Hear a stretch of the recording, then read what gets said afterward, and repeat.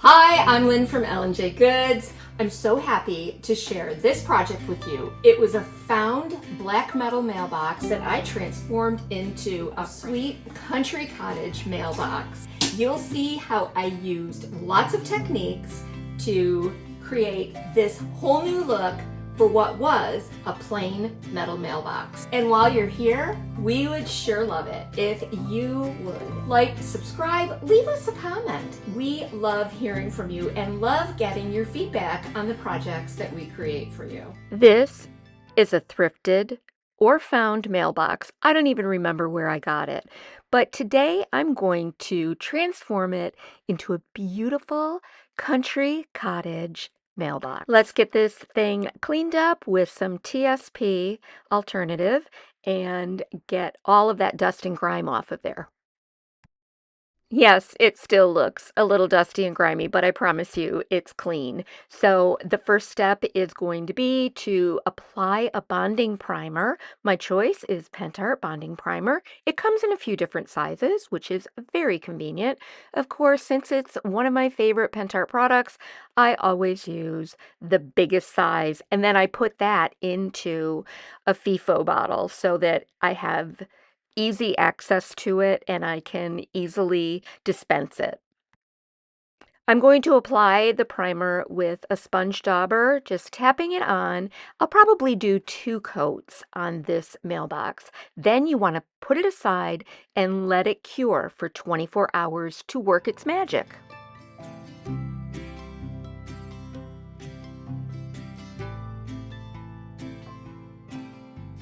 For the decorative moldings, along the sides and front of the mailbox, I used IOD's Air Dry Clay because they could be shaped and gently compressed while the clay is still soft. Here I'm using IOD's Classic Elements, that beaded trim, which is one of my favorite trims. And I'm just casting lots of them. In order to keep them soft, you'll see later that I cover them with a damp paper towel so that they remain nice and flexible until I'm ready to use them later. This is IOD's new Hazel Bay Mould. I will cast one of each element out of IOD's Air Dry Clay to use on the front of the mailbox. This allows me to use the designs on the front of the mailbox without trimming off the ends of the castings. I also knew the clay would shrink just a little bit as it dried, helping the castings to fit even more naturally onto the front of the box. After I remove the excess clay using my thumb and the micro rim as a guide, I want to flatten the back of this mold. So use a palette knife, use a paint scraper, and remove the excess clay from the center of the mold outward. Then flip the mold over and gently pull back the mold and allow the casting to drop onto your surface. And try not to get too stressed out if you have some breakage. This is the type of project and the type of mold casting that you can easily fit back together.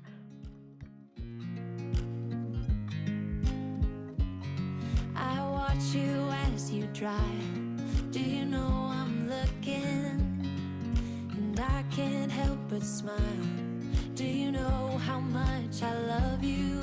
You put my favorite song on. I put my feet up, and we just sing along. This is IOD's old Colchester Road mold. These had been previously cast with Alumilite quickset resin in the tan color. Of course, one of the benefits of using a quickset resin is that you can create several castings and have them set aside to use them when you feel the inspiration. Now I'm going to lay out my design on the front of the mailbox. I like to use Pentart's Heavy Body Gel as my glue because it does help to minimize the cracking, I think, with the molds. And It also can be applied to any surfaces. It can be applied to metal, glass, plastic, MDF, whatever surface you are using. Once I get the heavy body gel onto the surface of the mailbox, I apply the casting that is done in clay, and now I'm going to gently coax and squeeze that casting in just a little bit so that it is all on the front of the mailbox. I'll apply the other Hazel and Bay mold casting onto the top section of the mailbox, but you'll see here that I forgot a piece of it, so I'll add that in a little bit later. The clay is still soft, so I can easily manipulate it. The glue is still soft, so I can easily adjust my casting to fit the way that I need it to. Just loving this moment. Can we stay here forever? I'm loving this moment. Can we stay here together? If I could stop the time, don't you know that I would? 'Cause I'm just loving this moment. Can we stay here forever? Forever. Forever. Forever. I watch you as you sleep. You don't know I'm looking. With you everything's complete. Do you know how much I love you? I put your favorite song on just to wake you up. When I dance around, I can't help but feeling. I'm just loving this moment. Can we stay here forever? I'm loving this moment. Can we stay here together? If I could stop the time, don't you know that I would? 'Cause I'm just loving. I'm adding all of the beading trim to outline the box along the sides and around the top. Forever, forever. I'm loving this moment. Can we stay here forever? I'm loving this moment. Can we stay here forever? I'm loving this moment. Can we stay here forever? I'm loving this. I used my heat gun to give them a little bit of a quick set into the heavy body gel so that they don't slide around. For efficiency's sake, I decided to do this instead of taping them in place. For the top of the mailbox, I'm using IOD's Olive Crest mold, and I'm using air dry clay in this case also because I want to be able to emboss some letters into the soft clay. One of my favorite techniques is to use something like the IOD Apothecary label stamp and gently press the word into that soft clay. Later, I'll use a glaze to highlight the letters.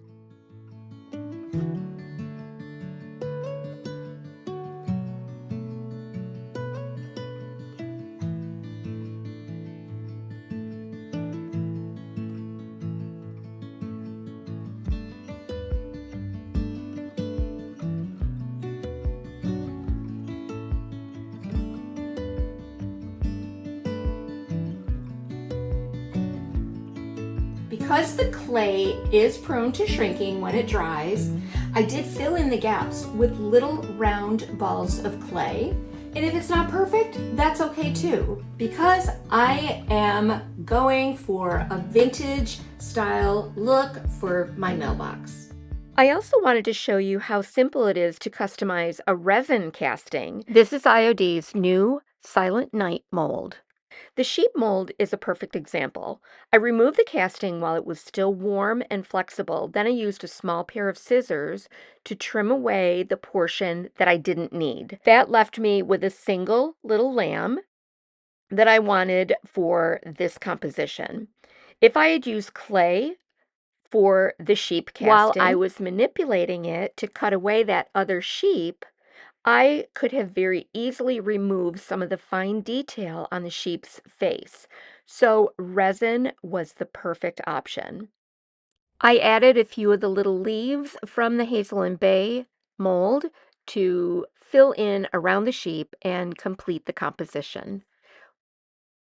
After all of the castings and the heavy body gel were completely dry, I want to prepare the mailbox to apply glazes. So my choice is always Fusion Mineral Paint because it has a built-in top coat. It really makes glazing so much easier. I used a scruffy old brush, soft brush, to get down into the details of the Hazel Bay mold. I'm also being careful not to apply too much paint too thickly so that I can preserve all of the beautiful details of each of the castings. After the paint had dried, I used a sanding block to remove some of the edges to create a little bit of distressing for that worn vintage style that I love so much. Because this is going to be a piece that will be used quite a bit, I wanted to make sure that it had an extra protective sealer over the entire piece. I chose Fusion's Ultra Guard because it is a really strong finish.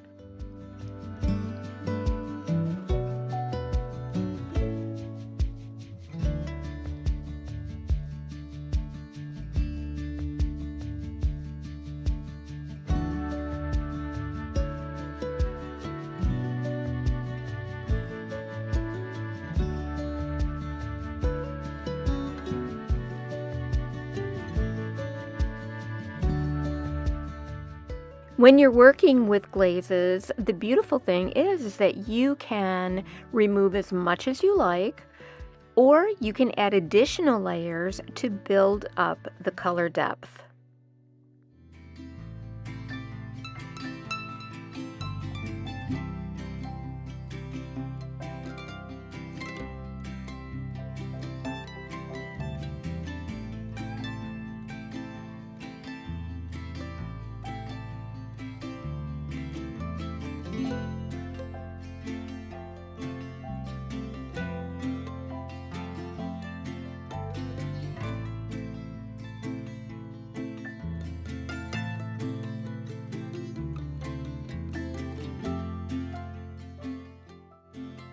You can find all of the products I used today at lnjgoods.com, or if you're local, you can find them at our brick and mortar shop in Medina, New York.